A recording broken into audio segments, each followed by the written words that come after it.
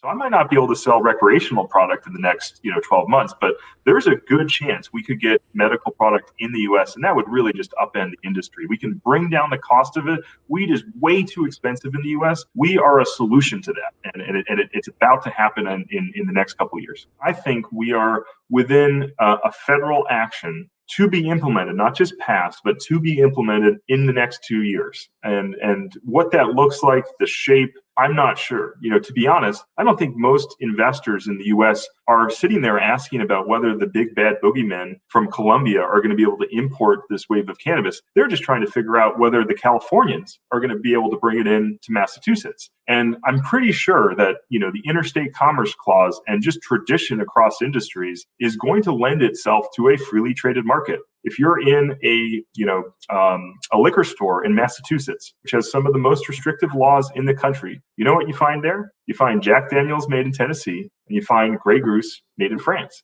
And I think that's sort of the future of the way this will look. This isn't like internet gambling where, there are state reasons it's done at home. This is a product. It's a physical ingredient. It's like a pharmaceutical product or alcohol. So I think that's what it could look like. Additionally, when you don't have, a strong Republican personality in the White House, setting, your own views of politics aside, Biden has encouraged other countries, through his election to be more bullish on cannabis. What was one of the first things that happened right after the electoral college results seemed to indicate that Biden was going to win?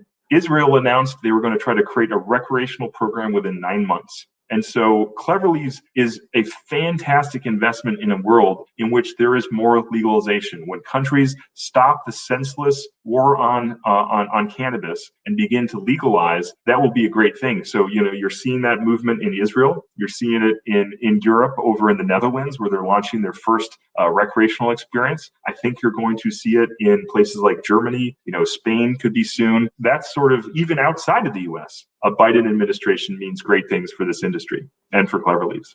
So what would be the next steps if the U.S. approved level? How quickly could a company like Clever Leaves, expand and really build out a presence here in the U.S.? Well, one of the best things is, we don't need to build any more cultivation. We don't need to build extraction capabilities. We have a lot of capacity. I can put up another 1 million square feet of greenhouse, with a very small investment. It might cost people hundreds of millions of dollars in the U.S. It might cost us, 15 or 20 down in Colombia. So that could all be done very, very quickly. And we can always redivert product that we're sending to Germany or Australia to the US. So that's the easy part. I think the hard part will be, what are the regulations? What type of products need to get sent? What's the distribution going to look like? If it follows the course of a normal medical product, like something that you could, get at a pharmacy, at a CVS or a Walgreens, I'd say we'd actually be pretty quickly enabled. Now, it just depends on what the FDA says about that and, how physicians start to prescribe products. So, we'll just have to wait and see on that one.